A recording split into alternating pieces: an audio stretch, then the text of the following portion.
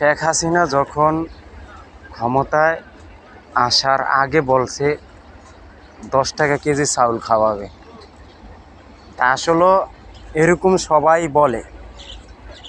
নির্বাচনে হওয়ার আগে মানুষ কেউ মানে জিতার আগে মাজারে যায়, এনে হেনে যায়, মানে আল্লাহর কাছে তওবা করে, যে আমি যদি ইলেকশনে আইতে পারি তোমার একটা মসজিদ নির্মাণ করে দিব, বা মাজারে এতগুলা লোকের জন্য সিন্নি খাওয়াইব। এই জন্য মানে এক একজনের ক্ষমতার আসার আগে বিভিন্ন বায়না থাকে আল্লাহর কাছে, বুঝছেন? বিভিন্ন বায়না থাকে।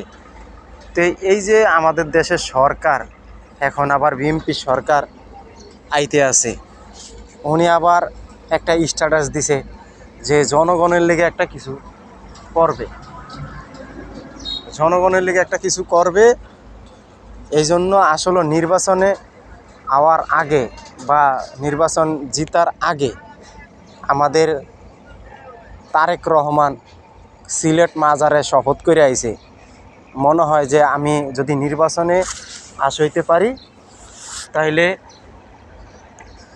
আমি তোমার এখানে প্রতি মাসে একবার আসব, মানে হজরত শাহজালাল মাজারে। এই কথা হয়তো বলছে। এখন আসলে মানুষ নিজের স্বার্থের জন্য আল্লাহর কাছে এখন অনেক কিছু চায়, অথচ নামাজের টাইমে বা যেই কোনো টাইমে আল্লাহকে স্মরণ করে না। শুধু তারা নিজের স্বার্থের কারণে এখন তারা এই কাজগুলো করে থাকে, বুঝছেন দর্শক ভাইরা?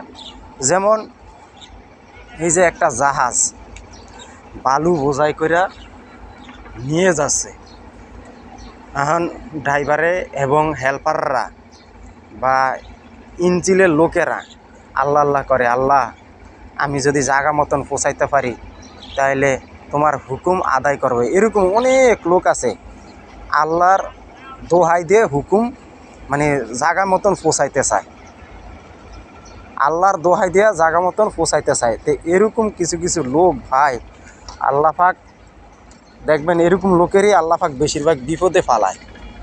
আর আল্লাহ পাক পরীক্ষা করে, মাঝে মাঝে পরীক্ষা করে। এই যে দেখেন নদী বন্দরের ভিতরে দেয়া এত বড় বড় জাহাজগুলো যাচ্ছে, মানুষ জাহাজ দিয়ে মাল চাপানা টানছে, সবার একটু মনের ভিতরে ভয় আছে, বুঝছেন দর্শক ভাইরা?